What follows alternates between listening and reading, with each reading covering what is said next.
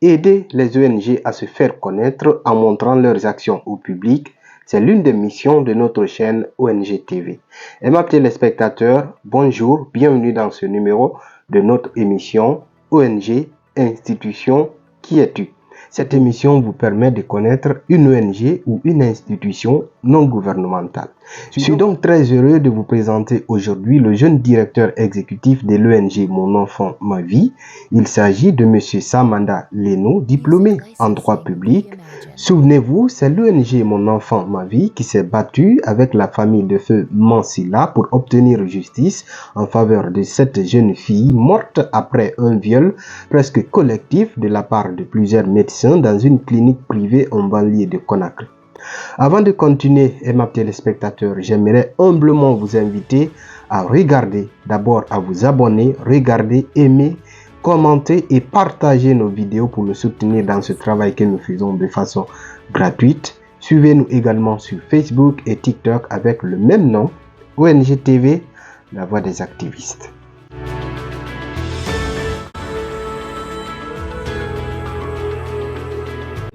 L'ONG Mon Enfant, Ma Vie est créée en 2019. Elle a pour objectif de lutter contre toute forme de violence faite aux femmes et aux enfants, mais principalement, elle lutte pour la prise en charge humanisée des femmes enceintes, mais aussi pour le respect et la garantie des droits des enfants. J'ai pris fonction le 15 mars 2023. Aussitôt, j'ai fait un diagnostic institutionnel et organisationnel. Et après avoir lu et analysé tous les documents, j'ai fait des recommandations pour les documents qui manquent à l'ONG, notamment le manuel de procédure et la planification. Alors, la planification stratégique qui va permettre à ce que l'ONG puisse définir sa vision sur une période de 3 ans. Donc, ces documents à jour, à date, sont en conception, en commun accord avec les membres de l'ONG.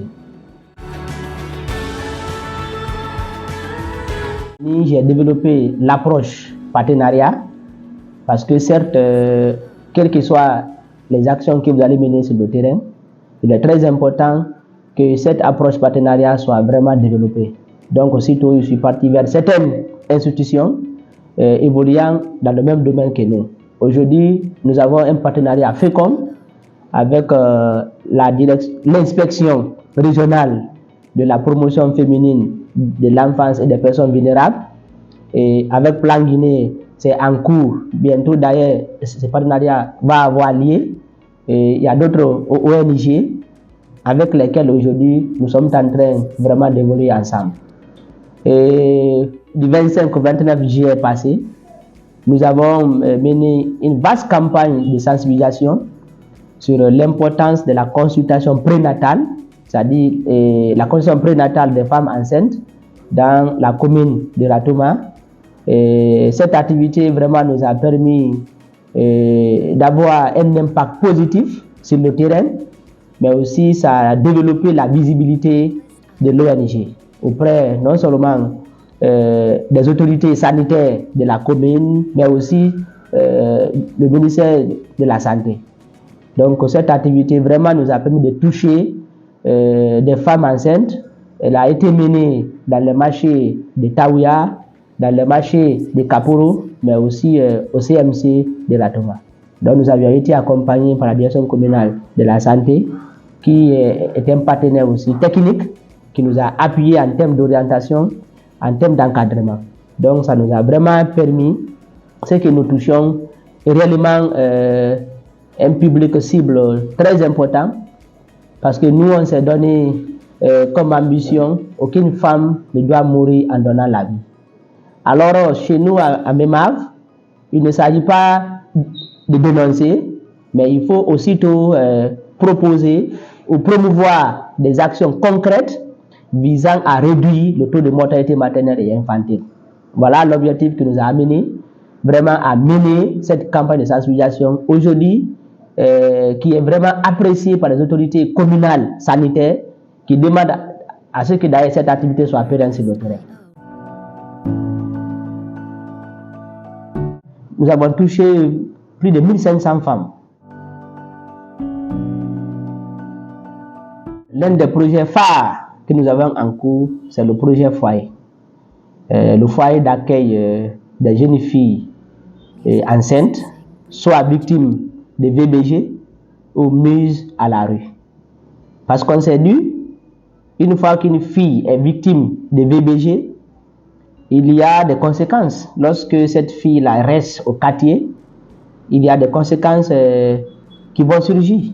Alors il faut trouver un cadre aéré où cette fille tout de suite va être accueillie, où on va l'offrir un cadre aéré où il va non seulement recevoir un accompagnement psychologique, mais aussi la finalité de ce projet, c'est pour contribuer à une insertion socio-professionnelle de ces filles ou femmes victimes de VBG ou qui sont mises à la rue.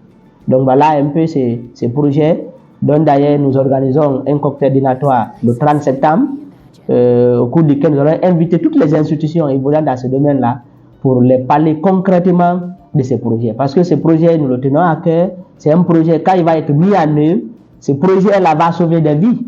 Parce que on a été vraiment sollicité, il y a beaucoup de demandes, mais nous ne pouvons pas prendre individuellement ces filles. Donc il faut aussitôt mettre en place un foyer qui va abriter toutes ces filles-là pour nous permettre non seulement de les apporter un soutien psychologique, mais aussi un soutien à travers la formation pour leur insertion socio-professionnelle. Le foyer va être mis en œuvre soit dans la commune de Ratoma ou dans la commune de Matoto. Mais cela dépendra des financements qu'on va obtenir. Nous sommes déjà sur la mobilisation des fonds.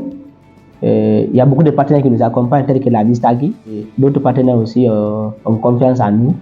Et dès que nous aurons, on va lancer le projet le 30 septembre. Ça va nous permettre de se déterminer où nous allons encore, en tout cas, implanter ces foyers. La raison de ce projet nécessite en tout cas quelque chose de 800 millions de francs guinéens que nous avons besoin, parce que pour cette première phase pilote, elle va se dérouler sur une période de 2 ans. À sortir de cette période-là, nous allons faire l'évaluation du projet pour voir ce que ça a donné maintenant pour projeter, parce que ce qui est prévu, c'est que la capacité d'accueil du centre, c'est 30 jeunes filles ou dames victimes de BBG où elle a été mise à la rue à cause de la grossesse qui a été contrainte. Parce que vous n'êtes pas sans savoir que dans nos communautés, toutes les fois qu'une femme tombe enceinte et qu'elle n'est pas mariée, il y a déjà des problèmes qu'elle rencontre. Finalement, si cette femme-là ou cette fille n'est pas accompagnée, alors elle risque même de perdre la vie, parce que certains vont jusqu'à provoquer l'avortement volontaire. Donc nous, on s'est dit qu'aucune femme ne doit mourir, non seulement en donnant la vie. Nous rassurons ces filles-là, une fois que ces filles-là seront avec nous, non seulement on va l'assurer son cursus scolaire, on va l'aider afin qu'elle puisse étudier, parce qu'à cause de l'enfant ou de la grossesse, une fille ne doit pas abandonner ses études. Voilà pourquoi celles qui ne sont pas, par exemple, lettrées, vont être accompagnées à travers les formations qualifiantes et professionnalisantes pour assurer leur insertion socio-professionnelle.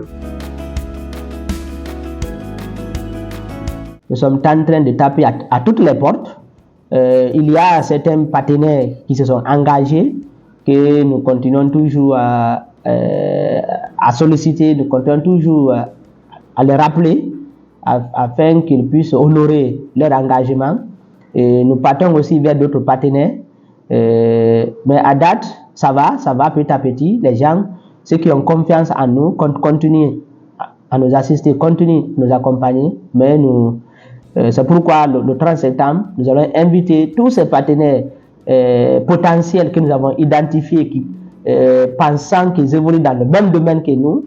Nous voulons les regrouper, les parler du projet, les présenter le projet, les parler des objectifs du projet, les enjeux du projet, et puis les résultats qu'on veut atteindre. En un mot, le motif vraiment de ces projets-là pour avoir leur adhésion. Nous aurons besoin de recruter. Parce que quand on prend les statuts, quand nous aurons un projet, on lance un appel d'offres conformément au principe alors, du bailleur. Parce que quand vous avez un projet, le bailleur exige afin que vous fassiez c'est-à-dire un recrutement du personnel devant mettre en œuvre le projet. Donc nous allons recruter. On va lancer un appel d'offres. S'il y a maintenant les membres, mais n'oubliez pas que la plupart de nos membres travaillent et les portes sont largement ouvertes. Nous avons besoin de compétences sérieuses pour venir nous aider, pour venir nous appuyer dans cette noble mission. Parce que quand nous prenons notre domaine d'intervention, c'est un domaine qui est très complexe. Et vu sa complexité, ça veut dire qu'on a besoin d'une diversité, d'une multitude de compétences au sein de notre ONG pour nous permettre afin que nous puissions atteindre nos objectifs. Parce que nos ambitions sont nobles. Nous avons un plan d'action que nous sommes en train de suivre de près parce que chez nous, c'est ça.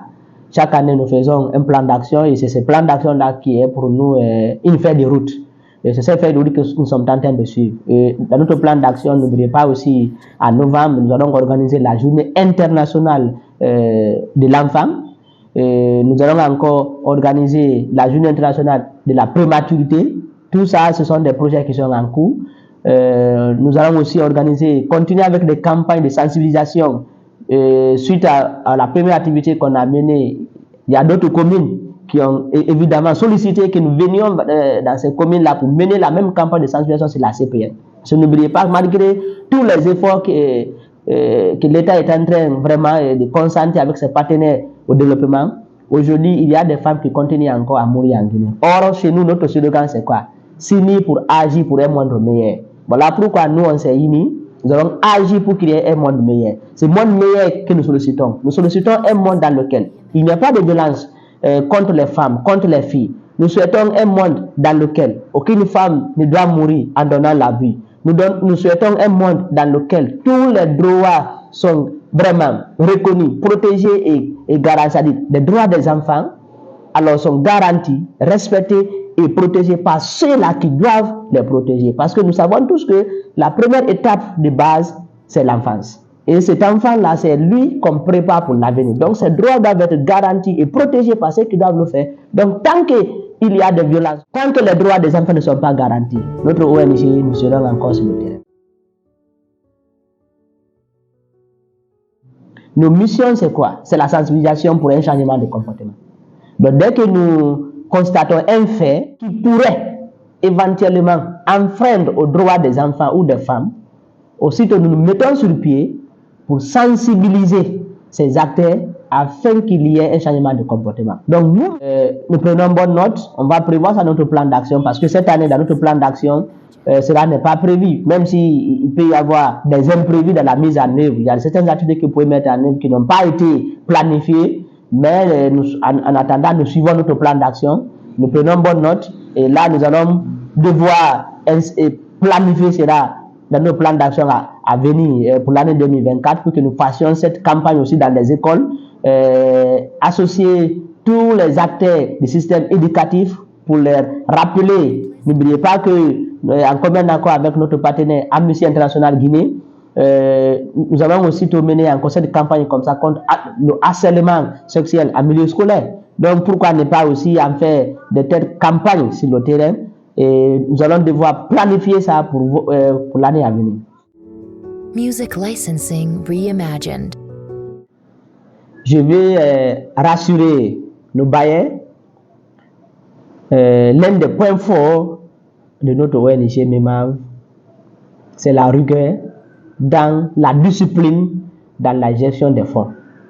Il y a toute une procédure interne d'abord qui est mise en place dans le décaissement des fonds, même si c'est pour les activités internes que nous voulons mener. Il y a un lien d'ailleurs qui est créé. Il faut que tous les membres, tous ceux qui sont impliqués, l'équipe des finances là soit informée avant que l'argent ne soit débloqué. D'ailleurs, il y a un cabinet que nous avons recruté. Ce cabinet-là nous accompagne dans le cadre du suivi budgétaire. Donc ça veut dire que nous rassurons des bailleurs. Et d'ailleurs, il y a une manière de procédure qui est en place, qui détermine, qui définit toutes les procédures de décaissement, tout ce qu'on doit dépenser là. Alors ça ne va que dans le cadre des objectifs de l'ONG. Donc nous voulons lancer cet appel aux partenaires pour les rassurer que les fonds qui seront alloués au projet seront utilisés avec abnégation, parce que nous-mêmes, nous mettons même la main à la poche pour prendre de l'argent pour sauver les vies. Donc ça veut dire que tout montant que nous aurons va être vraiment bien utilisé. Et une fois de plus, tout partenaire qui va accompagner ces foyers, qui va accompagner ces projets, aura contribué à sauver des vies. Parce que je n'oubliez pas, beaucoup de jeunes filles meurent dans les quartiers, meurent dans les villages, meurent dans les marchés. Parce que tout simplement, elle a contracté une grossesse, elle n'est pas mariée, et puis ses parents alors lui rejettent, elle est mise à la rue, elle ne sait pas où aller. Soudain, elle peut avoir l'envie de provoquer l'avortement volontaire. Et nous, c'est ce qu'on s'est dit à Memao, aucune femme ne doit mourir, soit à cause de sa grossesse ou à cause de son genre. Donc, nous sommes là sur le terrain et nous voulons rassurer une fois de plus aux partenaires de soutenir ces projets. Comme nous avons notre slogan, unis pour agir pour un monde meilleur.